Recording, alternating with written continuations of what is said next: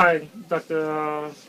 My name is Isa Salmanovic, and I'm trying to complete a project for my for one of my classes in my master's program.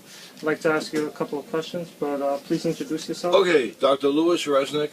I've been here in Glendale, Queens for 40 years. Family practice, geriatrics, and some rheumatology. Okay. I know you're very busy, doctor, so I'm going to get right to the questions. First question, what actions do you take to ensure the validity and reliability of the information you receive from patients, co-workers, subordinates, or interviewees? That's a good question.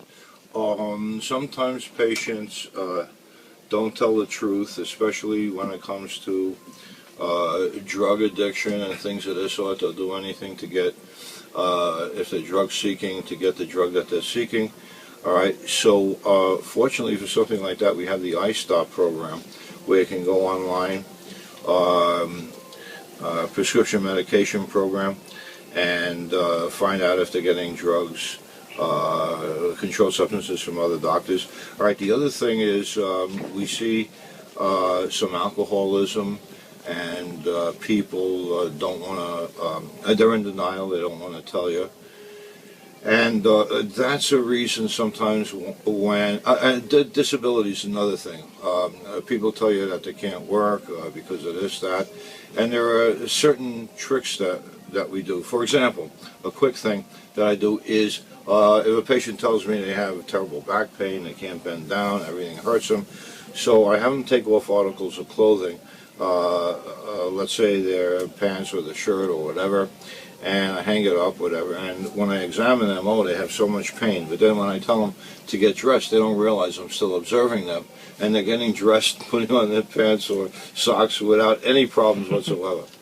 Okay, well, you actually answered the second question. I was going to ask you for an example of the situation when you received unreliable information, so that's great. So, third question, what actions would you take in the event that you have received unreliable or false information? All right, I would have to use my judgment, and it's not my job to judge people. If they're not telling me the truth, they're hiding something or they have a reason for it, and maybe it's not terribly important to me, although in order to help the patient it would be better if I got true information. Sometimes I will challenge them if I smell alcohol on their breath, or I see that they're not behaving properly, or something that they told me wasn't consistent. I'll just tell them, look, it doesn't matter to me, but I'm a doctor. If you tell me the truth, I'm not here to judge you.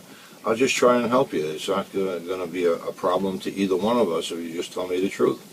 Okay, last question, it may be repetitive, but I'll ask you. Are you able to detect when someone is not being honest with you? If so, how? Well, one way is when a person is being dishonest, they sometimes are embarrassed, so they don't make eye contact with you. They look to the side. They can't look you in the face. And I go over here, and then they'll look the other way. And I say, look, if you're not making eye contact with me, then you're hiding something. You got some problem. And the other way is if I see they look a little bit confused as far as getting the story together. All right, it takes them a long time to tell what it is, and it doesn't seem to make sense. All right, that's another way that I know. Okay. All right. Well, I appreciate your time, doctor. All right. Okay. Have a good day. You too. And cut. For my second interview with a professional, and I'm here with. Please introduce yourself. Ronnie Villa, CPA. Okay. And where do you work, Mr. Villa? I work at Deloitte. Okay. So I have a few questions for you. Sure. What actions do you take to ensure the validity and reliability of the information you receive from clients, co-workers, subordinates, or interviewees? Anything from Outlook protections, zip files, password protections. We use internal technology websites in order to keep information secure between our clients and our firm, and internal and externally. So I think it's very important. But what about to make sure that the information is reliable? Oh, like you mean as in the Yeah. information is correct? Yes, well, Oh. correct or that they're not lying to you. Oh, okay. Yeah, so, you know, we want to check all the information that we receive, where it's coming from, how our calculations are coming into play with the, for example, financials that come in. I don't know if you're asking a specific in tax or just in general. In general. Yeah, you know, we want to check that, you know, things add up to what it says they are. Any other disclosure information that, you know, it's accurate, and you want to ask for support and backup when possible. Or I like to ask as much detail as I can just to document and you know, keep for my records and all the files we receive. Okay, and can you give us an example of when you receive unreliable or false information from a client, coworker, subordinate, interviewee? I don't have an example of like a false information. I mean, I found mistakes in files I received where I checked with the client to confirm certain mistakes, and they agreed with my corrections 9 out of 10 times because, you know, they're easier to follow. But Okay. nothing major in terms of, you know, horrible lies or anything. Yeah. And what actions would you take in the event that you have received unreliable or false information? First, I would probably go up the ladder internally with my firm, and manager, senior manager, to discuss my findings and to see if they agree. Because, you know, sometimes I could find something that there could be a reason behind it. So you definitely don't want to go straight to a client or whoever you're working for and say, hey, you know, I found this. But you definitely want to talk internally and see what the best measures and actions are. Okay. And are you able to detect when someone is not being honest with you? And if so, how? Do you mean, is that, again, general, like in person or through email, or does it matter? In person or as far as I mean, personally, I mean, it's depending on the person, it's easy to sense if someone's not comfortable answering questions. That way, you know, if I ever find myself in that situation, I always ask, hey, you know, do you have any questions? Or are you sure about this? Or, you know, show me how you got to this. I'd rather have the person get comfortable with what they're telling me, and maybe they'll be comfortable with me to be honest with me if they find any issues or any discrepancies with anything. Okay. And one final question. Are you able to detect when an entity's financial information is unreliable or false? And if so, how? Well, I'm not an auditor, but I've seen mistakes coming from auditors.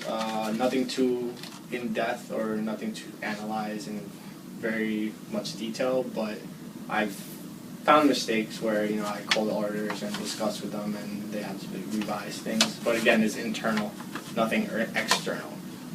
So if I was an auditor, I'm sure I'll be able to get into more detail, but unfortunately I'm a tax guy. Okay. All right. Well, thank you for your time. You're Have a good welcome. night. Thank you. Hi, I'm Tina. I'm from Team 2, and could you introduce yourself? Hi, my name is Chiwei Chong. I'm a building manager for Fontis America. The first question I have is, what action do you take to ensure the validity and reliability of the information you receive from clients, co-workers, subordinates, or interviewees? Well, as for me, mostly clients, I don't deal with clients, I deal with co-workers and subordinates. And each co-worker and subordinate, they have a reputation. You know, I knew, like, from working with them, who's reliable, who's not. And I usually double check everybody. But for people who are not that reliable, I usually give a more detailed double checking just to make sure the information I've been given is reliable. Okay, so could you give us an example of a situation that you were in where you received unreliable or false information from you don't deal with client, co-worker or subordinate? Yeah, not too long ago, I was having a temp working with me, and he canned in the work and he says it's done, but I was never really too comfortable with his work, so I just double checked just to make sure, and I realized after careful analysis some of the numbers were made up. So Wow. so I have to confront him about it, and when I confront him about it, he tells me, the numbers were right when he handed to me, and blame me that I manipulated numbers. Okay. But but I kept calm and just ended the conversation before it gets any worse. Alright, so what action would you take in the events that you have received unreliable or false information? Well, as for that case, I have to speak to my supervisor because he's blaming me, saying I did the mistake. So that was it. And afterwards, my supervisor spoke to the temp and he was reassigned to work with someone else. Okay, so are you able to detect when someone is not being honest with you? Well, if somebody's not honest with you, the stories he tells or she tells just doesn't make any sense if you just think about it. And another thing, when someone's telling you a lie, they usually don't look at you in the eye, and they usually fidget a lot and look really uncomfortable. Yeah, that's true. Okay, so are you able to detect when an entity financial information is unreliable or false? Well, as for me, I have a good idea what the financial information will look like because I'm the building manager. If some information looks out of place, I usually do like analysis.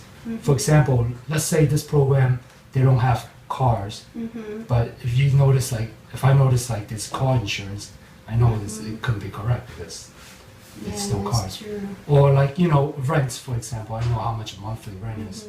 And if I see like a big number, more than 12 months rent, I would do some investigating. Okay, alright, thank you. Okay. I'm from Team 2. Could you introduce yourself? My name is Clay Huang.